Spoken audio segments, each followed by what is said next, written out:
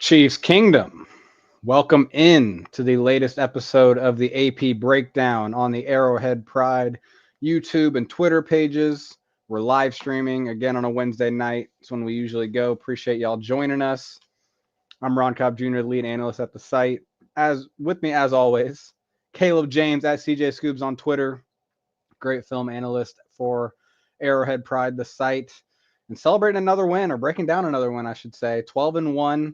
The Chiefs did it this time, clinching the AFC West with another last second, just kind of, something to just give the Chargers hopes a little bit. Saw that ball maybe hit the cross, the goalpost, I should say.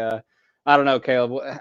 How many ways can this team win? It's just it's been fun to just watch them, especially against the AFC West teams, right? Like Broncos, Raiders, Chargers. Some funny ways to beat those teams.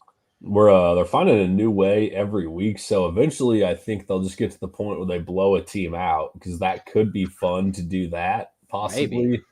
But also these close games have been entertaining all season long, so not over yet though. We'll see. There's still a lot more funky ways to win.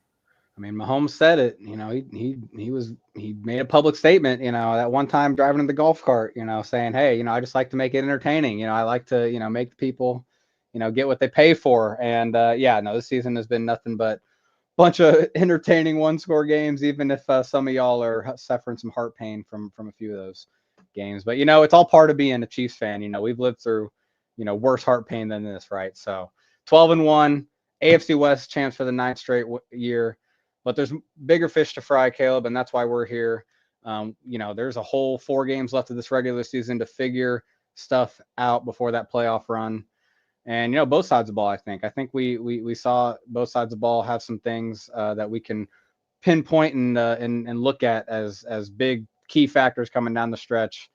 And I think you're going to be looking at a very important aspect of this team as we go against Myles Garrett, TJ Watt, Danielle Hunter, and Will Anderson, and the Denver defense. Hopefully they're resting some starters by that last game, Caleb. This offensive line, that's the key point, the key focus for everyone in Chiefs Kingdom as we go into this playoff stretch, right?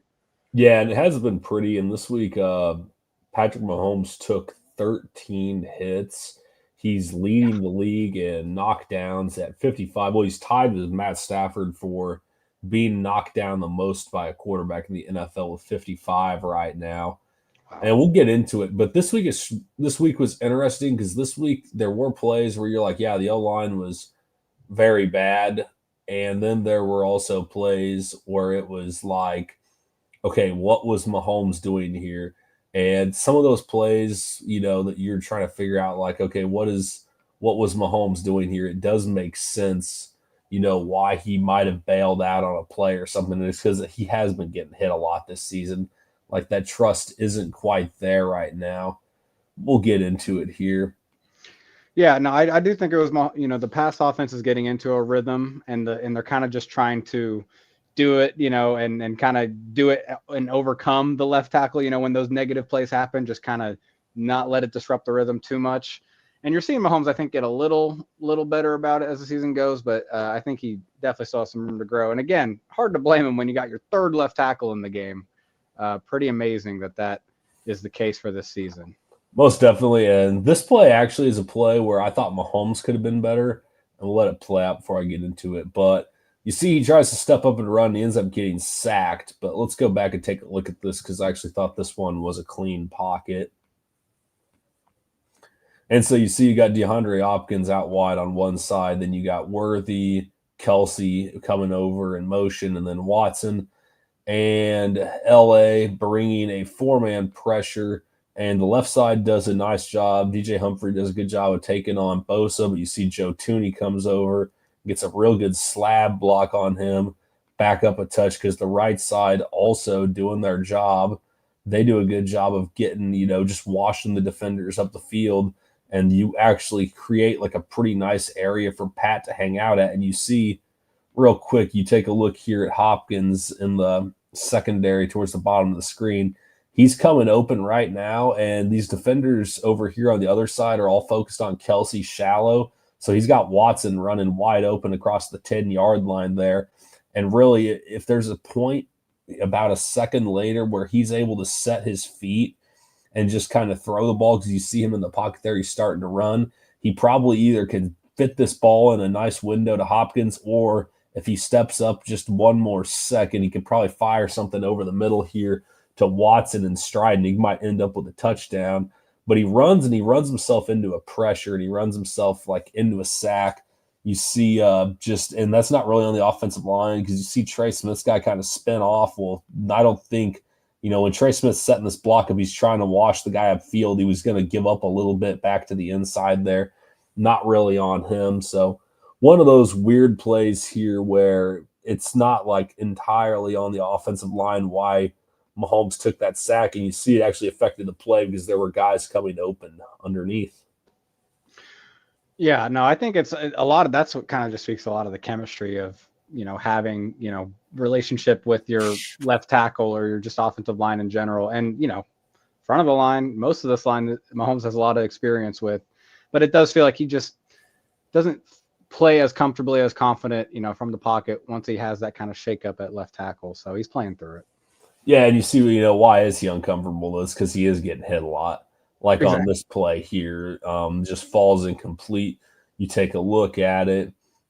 And this is a tough game for Humphreys to kind of get his feet wet in. I was surprised they didn't rotate him a little bit more. I kind of thought maybe they would do that. They give Wanya a few series here or there.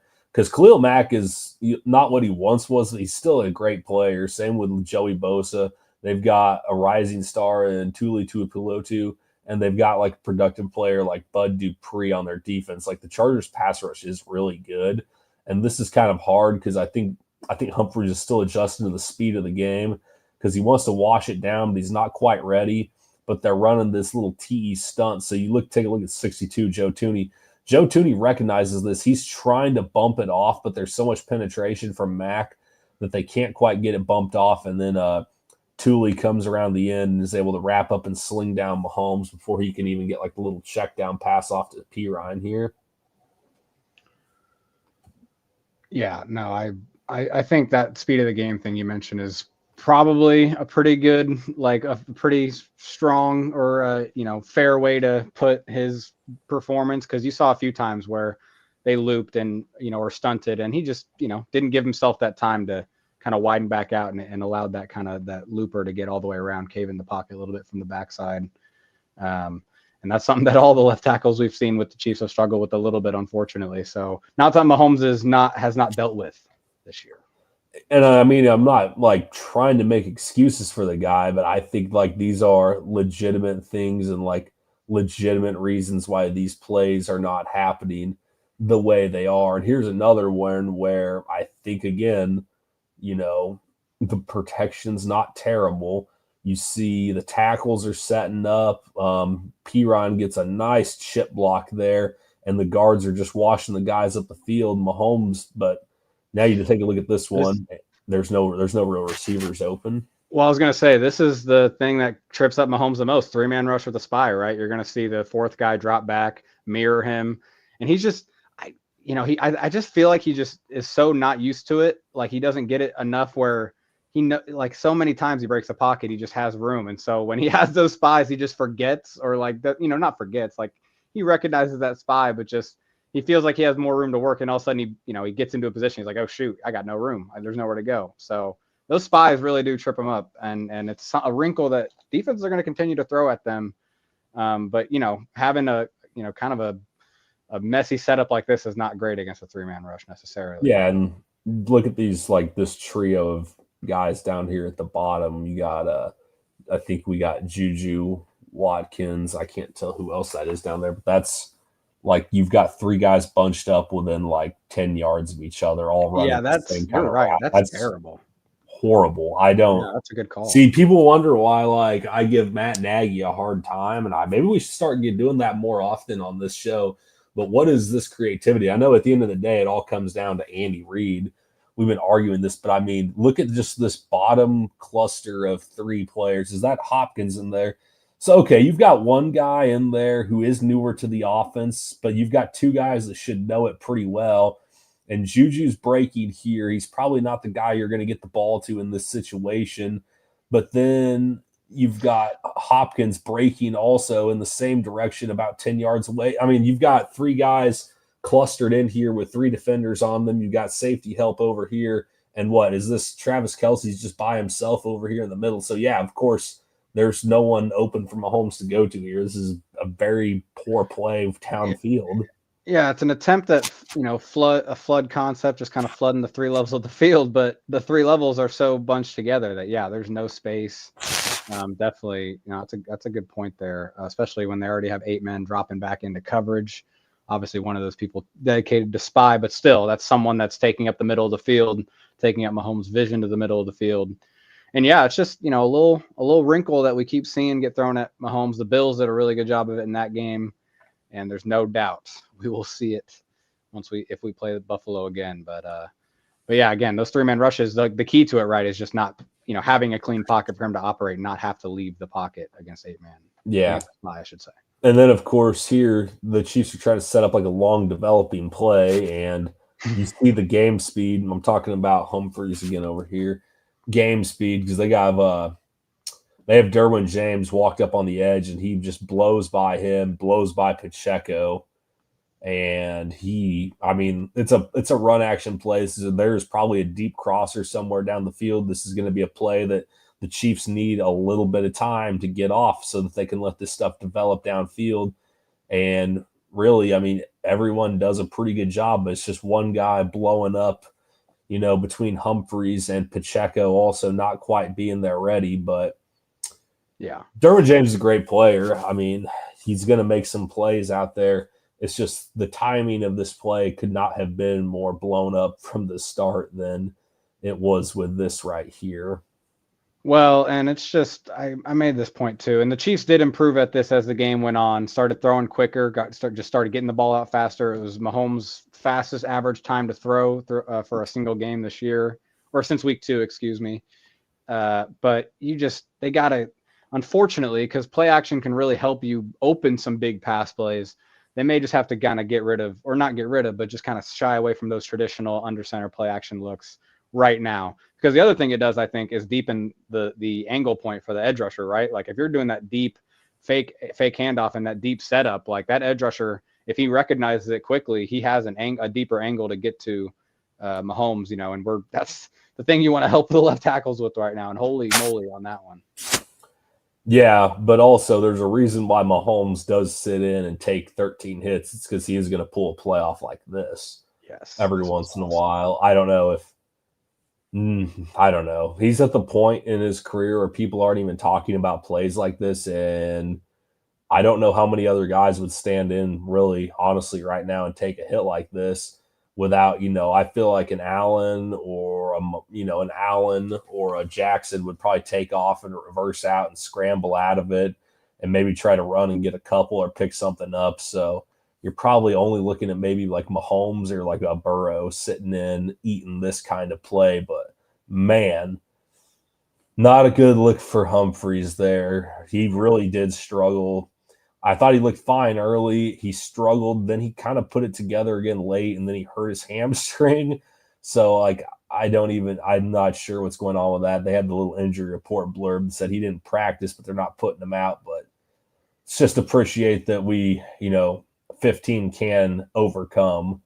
And he just delivers like this little sidearm sling as he's getting crunched by 2 dudes and puts it like this ball couldn't be any more perfect into Worthy's hands. And Worthy doesn't have this crazy amount of separation. He has just enough to where look at this. The play, it almost surprises him. He gets the ball, like he's looking at him, but then it's so perfect. Like he has to double take at it. I think it really does speak to, and it's been very kind of a quiet development or progression over the last few weeks because I think so many other things have overshadowed it. But you're really seeing him and Mahomes start to build a stronger connection on short to intermediate throws, just kind of like the more routine throws. This isn't routine at all, but it's a routine play in terms of just a shallow cross or beating man coverage. He's just running away from the guy. And yeah, sometimes, like you just mentioned, not having that much separation, if you don't put the ball in the right place, it gives that man defender the time to, come back, make up for it, swat it away or even pick it, right? Like that can be a risky play, especially when you're having to float it. that just tells you that they're kind of feeling that connection. He's starting to feel his speed to all levels of the field, knowing the timing of it. I think Worthy's coming on. I think, we're one of these games, he's going to have a real big game. I can feel it. I think it's coming. You just got to have one of those deep balls connect along with these sorts of intermediate plays, man. Yeah. And I got just a few more plays here. I just want to look at a couple of more things here.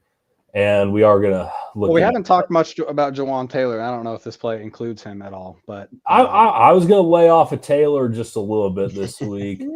I said he should. I tweeted out after the game. I said he should sue Chris Collinsworth because this wasn't a thing until Chris Collinsworth talked about it.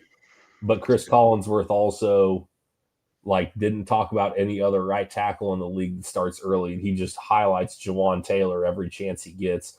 But I wanted to give a little shout out here to a guy who's been pretty underrated, and that's Pirine. And he made a couple of giant plays, and I think you're starting to see where his impact is going to be as we move into the season. He's obviously, you're excited. Everyone's excited. Pacheco and Hunt in the same backfield. Third down, it's Pirine's down. And I think he's proved that time and time again. He makes an awesome catch here, shakes a guy, breaks one tackle, almost gets through three guys. And this was a first, this is a third down play, and they are heating up Mahomes. Pat's going to get the ball out of his hands quickly here. He's been getting blown and beaten all day by all these guys, and he's got he's got Thule in his face here. He's got guys coming off the edge. He's got Jawan Taylor getting knocked down at his feet. Khalil Mack's throwing guys around. So they just go back, and this is a play they ran 100 times with Jerick McKinnon over the course of his time in Kansas City. Just this little leak out into the flat with Kelsey and everyone running the opposite direction because now you have a chance to make a play one-on-one, and you can't just dive into Pirine. You have to hit him. You have to tackle him. And the Chargers learn this lesson here because they go and get a first down that keeps the drive alive for Kansas City. Really underrated play. Yeah, no, this was a huge play. One of the bigger plays of the game, honestly, time and situation-wise. But, yeah, no, to your point on the little leak route, usually, obviously, that's the best thing. It's man coverage. I don't know if they were expecting man and just got zone, but obviously that became zone. But and the Chargers kind of jumped on it. But that's where Pirine's just he is a bowling ball out in space, man. That's why he was such an intriguing pass down back. It was not just because of these plays right here. And then this was my favorite play of the game. You have Derwin James walked up in the A gap. The Chargers have all their guys up on the line of scrimmage, so the Chiefs have to be ready to go. And you take a look here. They've got this little, it looks like Creed's almost caught off guard a touch. And I will say, I thought that the Chargers blitz plan was good. They had the Chiefs confused a few times. So that was nice. But you see here, this could be a bad hit. If Derwin James gets through here, this could be a devastating hit on Mahomes. He already got through once against Humphrey and Pacheco. But Pirine's not going to let that happen. He lays out. He sells out on this block to give Mahomes everything he has. And Pirine's a smaller guy. Derwin James, one of the bigger safeties in the league. There's a reason why he's constantly covering Kelsey or these bigger tight ends. It's because he is a big physical guy. But Pirine doesn't care. He comes in, hits him with perfect pad level, gets him and drives him out of the play. And then his body presence almost slows up Khalil Mack's rush against Jawan Taylor here to the point where he slows him down and he just kind of just creates a pile because he's able to knock Derwin James on his side. I loved this. Mahomes feels the pressure, but I'm glad that he did trust Pirine there. And actually, Humphrey does have a nice block here. If Mahomes isn't moving around in the pocket back here, I do think this is a pretty good effort by DJ Humphrey against Bud Dupree because he probably just washes him around. And then Mahomes does Mahomes things, finds Worthy down the field for a first down. So this is awesome. And I just have a feeling that the amount of big plays Pirine makes is going to start showing up here as we get into these critical games, especially these games where we need to be able to have that pass protection, enhanced and helped out a little bit. And, it's probably time to start getting, the Chiefs running backs involved in the passing game where we saw a screen to Kareem Hunt. We saw some more quick passes. They have to start doing that stuff. You've got Myles Garrett and you've got some really good pass rushers coming up the next couple of weeks. they're going to have to start getting the ball out of Mahomes' hands quickly. Yeah, and again, I think they did start to do that as the game progressed this last game. Just, and you even saw, actually, I noticed no huddle on the first drive of the game. I think that's something they could do a few more times. Like, hey, just up tempo, like, that little thing will slow down a pass rusher's get off that much. Like, just kind of not huddling for a play and just kind of hurrying to the line and not necessarily letting them get that full breather they usually get. There's a few things they can do, but you're right. A huge thing is just let's get the run game going first of all, something we haven't talked about, but also just screen passes, quicker passes to these guys and make these guys make tackles, make defenders make tackles on these guys that are, whether it's Pacheco, Kareem Hunt, or Samaj P. Ryan. I feel like they all have their own ability to, make guys miss or just be challenging to tackle in the open field. So definitely a big challenge kind of coming up with Cleveland though. Number 1 team in pressure rate in the NFL. According to actually 2 databases, NFL Pro and NFL Reference, they kind of pressure rate can skew a little bit and it's close, but they top the league in both, Caleb. Is that really a huge concern as we wrap up the offensive talk? I think so because, Cleveland is a talented team. They have a talented roster. Like, they have all-pro guys all over the place. Their season just got derailed because of the Deshaun Watson situation is pretty much what it comes down to. And now you're seeing how good they look at times with an extremely mediocre quarterback like Jameis Winston at the helm. So that's pretty much where they're at. I mean, I watched a little bit of the Hard Knocks, the AFC North Hard Knocks. I mean, it is interesting seeing Myles Garrett talk about what they're playing for. There's a whole segment on the Browns all talking about what they're playing for at this point in the season. And I would expect them to come out and give the Chiefs a ball game just based on what I saw from that, because I do think that truly, if you're a team that if you're an NFL player and a bad team, you do have to be playing your best this time of year. If you don't think your team's going to make the playoffs, because the team could be planning, your replacement if they don't think you're part of the long-term plan. So I think the Browns are probably going to come out and give the Chiefs a game this week. No, I agree. And I think the key point of that all is like, you need some sort of way to get people going in these, dog days where, there's no more playoff contention. Jameis Winston does that. I think we can all agree Jameis Winston is a good quarterback to have in terms of getting guys, maybe rallied around for a game that doesn't maybe have as much implications as it could, when their season coming down to, they have 10 losses, I think, at this point. But Jameis Winston is also a great matchup for this Chiefs defense that does feel like maybe it's, slowly the explosive plays are still there, but maybe we're starting to see a little more pressure from the pass rush. We're starting to see the coverage make a few more plays. Real quick. Yeah. Just wanted to add one more point. I should have mentioned this earlier, but Myles Garrett, let me double check to make sure this is accurate. I think he's at 99.5 career sacks. Oh, no. So and we're playing them in Cleveland. We're playing them in Cleveland, and it's Patrick Mahomes, so he's getting that sack. Let's just get out of the way early, Let's just let him get the sack, let him celebrate too hard, then it'll be good for the rest of the game, right? I'm just saying, he's going all out for that one. Yeah, no, I do think even when you talk about Myles Garrett, besides him, guys like Shelby Harrison, Dalvin Tomlinson inside are guys that are, big dudes that can be, handfuls to deal with one-on-one, whether it is Joe Tooney or Trey Smith. It's just, it's a challenging line. Although, they did trade away Zadarius Smith. It's been a few weeks now, probably a month by now, so they don't have him, and that definitely contributed to maybe their season-long team pressure. Zadarius Smith's a really good edge rusher, or, just a savvy veteran edge rusher. But I think in general, give plenty of help to whoever's playing left tackle on Sunday. Do you think, are you good with just Wanye stepping in at left tackle, back at left tackle, or do you really feel like Joe Tooney should be sliding out? I don't know how I feel about that. I mean, it's so late in the season. It is what it is at this point. Like, I mean, whoever it is out there is going to be getting help anyway from running backs, tight ends, and everyone. I hope that we don't leave, for whatever reason, they left Baylor Cup one-on-one versus Joey Bosa, and that didn't work out at any capacity this week. So hopefully they don't do that with a guy like Mac, who's still, or not Mac, they don't do that with a guy like Garrett, who's still in his prime and, going record hunting this week.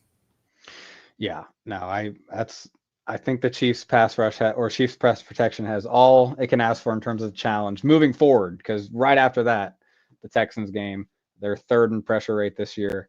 Right after that, the Steelers, who aren't as high, they're eighth in pressure rate. So that's a little bit of a relief, right? No, it's a huge challenge coming up ahead. But I do think what we can do, the Chiefs can do to counteract that is just really start to win with defense again. And I think this defense is starting to get to that point where maybe they can start doing that again. We saw this last game against the Chargers. Really, you still saw the explosive plays at points, even ones that maybe didn't count. We'll look at one of those here shortly. But one of the biggest things to me was that this was actually one of the lowest, I think the second lowest blitz rate of the entire season. So you saw them send 4 rushers, the most of the entire season for their pass rushes. And it was the highest pass rush rate since before the bye week, or pass rush win rate, I should say, pressure rate. So you're talking about a productive pressure game while also not really sending blitzers. And you kind of saw it. I pulled some of the 4-man rushes from the Chiefs, performance. And it's about marrying the 4-man rush with the coverage. So you're going to see that the coverage helped on the sack here. Turk Wharton had 2 sacks on Sunday, big time. This was early in the game. But you're going to see, you saw it late. I'll go back to the wide angle. You see that late rotation. It looks like you're going to get, maybe some blitz coming, right? And you're going to have man coverage across the board with a safety over the top. All of a sudden, boom, Chiefs drop out. They're zone heavy. Justin Herbert might have been expecting man. He was expecting maybe a quicker outlet. All of a sudden, he has to try to make a play. And guys like Turk Wharton have the time to get to Herbert, finish the play, make a sack. That's where the coverage and the pass rush could work together. And this is not even necessarily the coverage, it's the scheme, and that's where, the scheme can help so much, but the pressure has to eventually get home. And that's what happened there. Trent McDuffie here, just great coverage on the bottom of the screen. This actually did have a blitzer send late. Nick Bolton came at the last minute, but Herbert didn't see him coming. But again, you do have, just a little bit of, you feel Karlaftis coming, he has to get rid of the ball quick. McDuffie's just blanketing him. And McDuffie had a great game on Sunday, awesome performance, definitely had a few big time coverage reps, against the Chargers. And so as long as he is making his plays, it takes the rest of the guys. I think the scheme can try to help cover up the rest of the guys, right? And that's where, again, it just comes down to playing zone coverages and the pressure kind of helping. This is the big play that almost got allowed. You're going to see that Jay Reed, it just feels like maybe, he just he plays this, too hard a little bit. You could just make the argument that that's just, he's just anticipating. But, he is this kind of, it's kind of a two, he might be playing more of a 1-up, as that strong safety, but it does feel like they're dropping in too high. He's just anticipating there. That's why you see B Cook playing so hard to this side of the field. And he does get, turned around on that, obviously. That's a lot of B Cook. And B Cook hasn't been great this year. But again, I just think the safeties in general, this just needs to be a little, more cleanly executed. But again, here on the back end, this is an early down pass play, an early down shot. You don't necessarily have your pass rush package in. You're going to have guys trying to push the pocket. And that's all you can ask Mike Piniella to do right here. Mike Pinella's getting the one-on-one. He's driving. And almost and just kind of gets into Herbert's, airspace where you kind of see Herbert. You can kind of feel that a little bit. Kind of have to go more over the top than just slinging it, comfortably. And that might have just done enough to let them, to avoid a huge touchdown on this play. So again, the pressure kind of just helping out the coverage here a little bit. Again, that wasn't great pressure, but you're not expecting to get this quick pressure on early down pass shots like that. They're expecting maybe a run, or they're expecting to maybe, again, just kind of have to hold the point of attack at first without firing out. And so then, just cave in the pocket's all you can really ask for. But all you can ask for here is just, great team win right here where Chris Jones kind of forces Herbert to the left. And you're going to see Karlaftis come off of his tackle, kind of read Herbert's movement and come inside. And, that could have even been a big play for Bolton if that pass is accurate. Bolton kind of, or not accurate, but if that ball is off and Bolton has a chance to swat that away. Pressure again, helping the coverage. These are all 4-man rushes again. So these are all, it was, 13 pressures in total for the defense. They did start to send blitzes late. But again, I think you did see some improvement from the 4-man rushes in general. And again, it's a lot about coverage too. Just kind of, the man coverage is a little better this game. You didn't see as many just kind of guys getting beat one-on-one all the way. That last play we saw with Josh Palmer, that was a zone play, kind of just a miscommunication or a misread in zone. But yeah. Turk Wharton almost got a third sack here, Caleb. and the Chargers' offensive line has been much improved over the course of the last couple of seasons. Like, they've been a real strong suit for the team this year when it comes to like their running game and keeping Herbert as healthy as they can. And you saw that last rep Karlaftis had a second ago against Rashawn Slater. That's a really good tackle. Joe Alt, the rookie out there on the right side. Karlaftis had a few decent plays against them. And then kind of like that interior they had is better than what it's been in the past. So these aren't just like the older version of the Chargers where the offensive line is just like a punching bag and it's just Chris Jones blowing everyone up. Like, they have talent. They've invested first-round draft picks, second-round draft picks into these guys. So I do think that was encouraging to see that the Chiefs pass rush was able to get home against some of these cats. Yeah, and again, like I keep just saying it, but like this is a great example of how coverage can help that. Where Justin Herbert's trying to get rid of this ball quickly. He has a vertical then a slant where that vertical is trying to open up that window for the slant.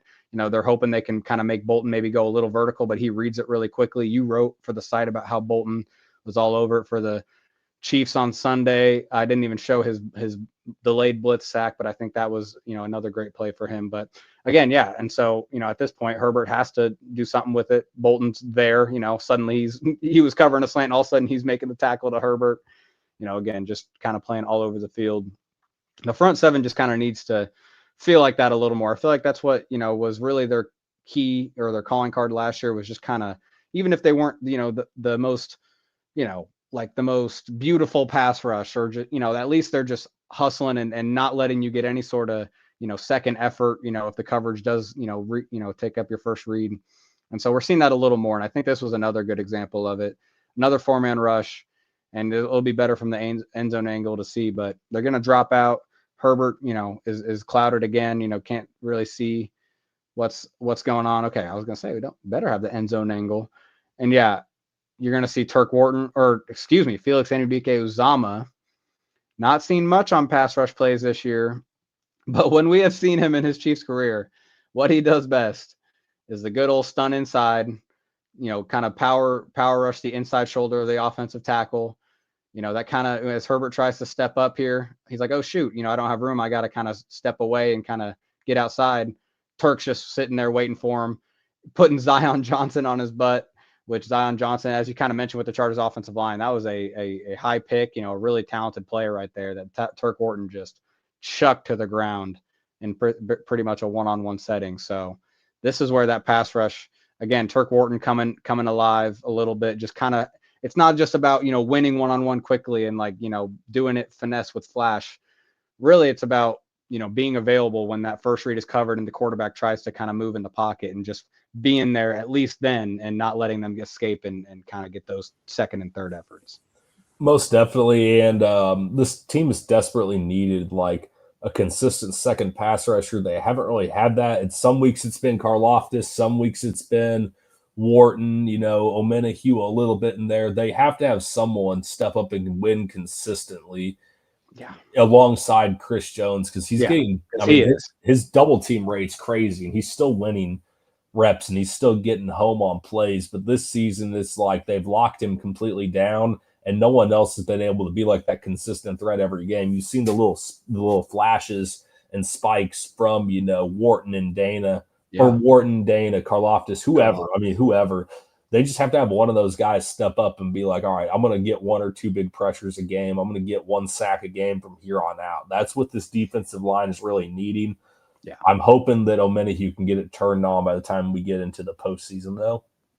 Yeah, no, I think Omenihu's presence, even if he's not the one doing any of those or all of those pressures, he is absolutely, I think his presence has certainly helped things. And I do think, the Chiefs have some good tests coming, moving forward. I was starting to make that Jameis point because I really feel like this Chiefs coverage, this is a good opportunity for them to get some interceptions, get some turnovers. The Chiefs have only created 2 turnovers in the last 6 games, I think is what I tweeted on Sunday. something that is really going to have to change in the playoffs. You got to find a way to make at least one turnover a game. I feel like as a defense, find a way to make that game-changing play. Get warmed up against Jameis Winston. Let's get warmed up. Let's get some strip sacks. Let's get some interceptions. Let's get something this game. Let's make a big play as a defense. I think that'll be exciting to see if we can get a pass rush to create a turnover or get the coverage to do one, Caleb. I think that's big key for me going into this game to see if the Chiefs can create a takeaway on Sunday. Any other key takeaways for you, or I should say points for you going into the Chiefs-Browns game before we get out of here? Wake up, show up to the game. I think the Browns I think they're professionals. Don't make this like some big drawn out process. Jameis Winston will turn the ball over given the chance. He's proven that time and time again in his career. Just don't let them get like that little bit of spark or momentum. Let's be careful against Nick Chubb. This could be one of like his last games in Cleveland. So we'll see about that. Myles Garrett is record hunting, so that feels inevitable at this point in the game. So just get it out of the way early. Don't save it for later. And, this is the start of one of the most unique gauntlets I think that has been played in modern NFL history. It could be a make or break 3-game stretch depending on what happens with the health of this team, but it could also be a stretch of games here where the Chiefs could completely seal up the AFC and be sitting pretty with a lot of rest between now and the time they have to take the field in possibly the divisional round. So hopefully they're ready to go. I'm curious to see what will happen, but I think that just the playoffs looming and all that still has to be on the back of everyone's mind as we're getting into the nitty gritty here. Yeah, no, I think that's a good point. This gauntlet, it's either going to ruin this team, knock on wood, or it's going to give this team a great test before they head into the playoffs and ready to roll for that because they're locked in. They're locked into that playoff, whether a home playoff game at least. It's we know that's happening for sure. It's whether the 1 seed happens or not.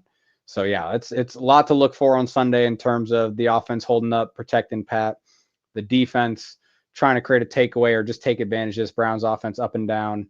But they got to be careful too, because the ups are up too. Jameis and that pass offense have really diced up some teams lately when they're and it's just kind of, you got to make sure you take advantage of the downs. You can't let those downs slip through your hands in terms of those picks and fumbles potentially. So I think the Chiefs, like you said, do got to wake up, make sure they're ready for this game and take care of business on Sunday.